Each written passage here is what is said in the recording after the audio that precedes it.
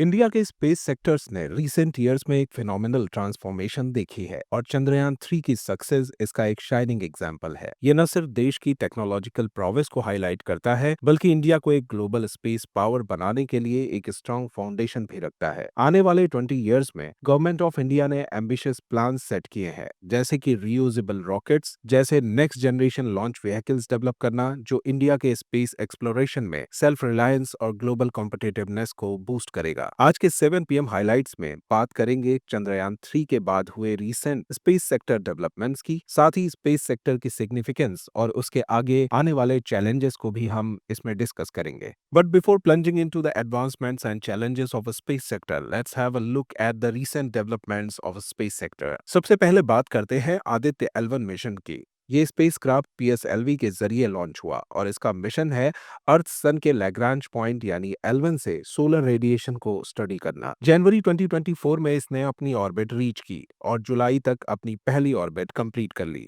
Interesting बात यह है कि मई 2024 में ग्राउंड ऑब्जर्वेटरीज और लूनार स्पेसक्राफ्ट के साथ मिलकर आदित्य L1 ने एक सोलर स्टॉर्म को ट्रैक किया। Truly it was a path breaking mission. Next highlight is Gaganyaan TV D1 test flight. ये इसरो की ह्यूमन स्पेस फ्लाइट प्रोग्राम का एक क्रूशल टेस्ट था। इस टेस्ट फ्लाइट के जरिए हमारा पहला मैन्ड स्पेस मिशन एक कदम और करीब आ गया। स्पेस सेक्टर के लैंडमार्क डेवलपमेंट्स में अगला मिशन है एक्सपोसैट। ये मिशन सेलेस्टियल ऑब्जेक्ट्स के रेडिएशन पोलराइजेशन को स्टडी कर रहा है।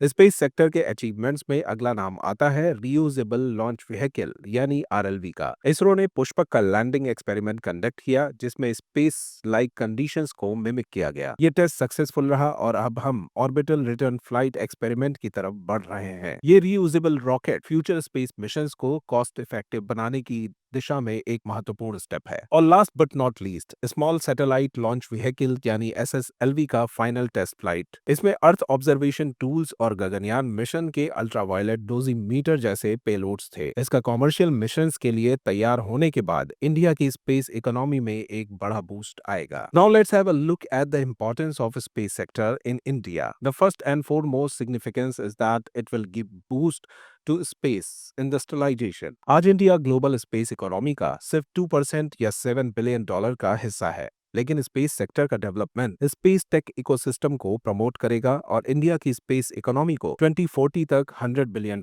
तक ले जा सकता है। The second significance is that it will give promotion to low cost missions. इसका सबसे अच्छा एग्जांपल्स है मार्स ऑर्बिटर मिशन, जो वेस्टर्न मिशन से 10 गुना चीपर था। इंडिया की low cost solutions foreign contract को अट्रैक्ट करते हैं, जो हमें एक कॉम्पिटिटिव एज देते हैं। एक ग्लोबल रिपोर्ट के अकॉर्डिंग इंडिया के पास 368 प्राइवेट स्पेस फर्म्स हैं, जो हमें US UK जैसे लीडर्स के बाद 5th रैंक पर रखते हैं। मतलब हम बडिंग एंटरप्रेन्योर्स के साथ एक स्ट्रॉन्ग फ्यूचर की तरफ बढ़ रहे हैं। इसके साथ साथ इंडिया अब आर्टेमिस अकॉर्ड का भी पार्ट है। ये एक US लेड मल्टीलैटरल इनिशिएटिव है जो मून पर ह्यूमंस को वापस ले जाने और सोलर सिस्टम के वाइडर नेबरहुड को एक्सप्लोर करने की तैयारी कर रहा है। इसमें इंडिया का रोल अब और भी सिग्निफिकेंट हो सकता है। But despite of above significances, various challenges eclipse India's space sector. The very first challenge is budgetary challenges. 2023-24 में इसरो के बजट में 8% की गिरावट दर्ज की गई थी। लेकिन अगर US और चाइना के स्पेस बजट पर गौर करें तो इंडिया के मुकाबले ये स्पेस सेक्टर में कई गुना ज्यादा इन्वेस्ट करते हैं। Second challenge is related to manpower और ह्यूमन रिसोर्सेज चैलेंजेस। इसरो को स्किल्ड मैन पावर की कमी फेस करनी पड़ती है, क्योंकि एडवांस स्पेस स्टडीज परस्यू करने वाले स्टूडेंट्स की संख्या काफी कम है और ब्रेन ड्रेन एक बड़ी समस्या है। तीसरा मेजर चैलेंज है absence of clear legislative framework. Draft space activities bill जो 2017 में इंट्रोड्यूस किया गया था, अब तक ये पार्लियामेंट से पास नहीं हुआ। इस लेजिस्लेटिव फ्रेमवर्क के एब्सेंस में प्राइवेट सेक्टर को क्लैरिटी और प्रोटेक्शन नहीं मिल पाती। इसके अलावा डिस्प्यूट सेटलमेंट मैकेनिज्म की कमी के चलते स्पेस सेक्टर में प्राइवेट इन्वेस्टमेंट्स भी अफेक्ट होते हैं। For an example, Antrix Davos deal जो प्रेजेंट में $1.2 बिलियन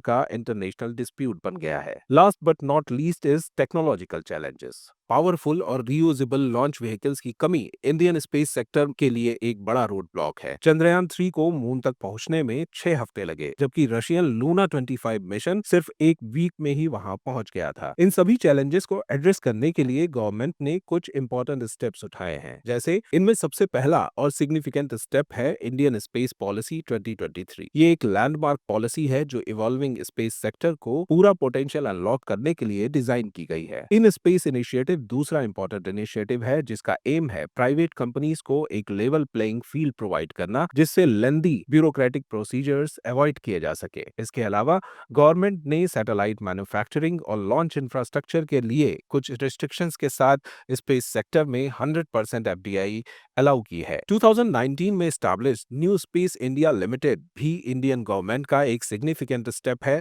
जिसका पर्पस है इंडियन इंडस्ट्रीज को हाईटेक मैन्युफैक्चरिंग के लिए एम्पावर करना। इंडिया का स्पेस सेक्टर एक लिमिटलेस पोटेंशियल के साथ फ्यूचर के नए दरवाजे खोल रहा है। एक सही विजन, स्ट्रॉन्ग पॉलिसीज और प्राइवेट सेक्टर का भरोसा मिल जाए तो ये सेक्टर हमें ग्लोबल स्पेस इंडस्ट्रीज के टॉप पर ले जा सकता है। सवाल ये है कि क्या हम इस गोल्डन अपॉर्चुनिटीज को मैक्सिमाइज कर पाएंगे? आपके हिसाब से कौन सा स्टेप इंडिया के लिए सबसे इम्पैक्टफुल होगा? हमें जरूर बताएं, क्योंकि स्पेस की ये दौड़ अभी शुरू हुई है।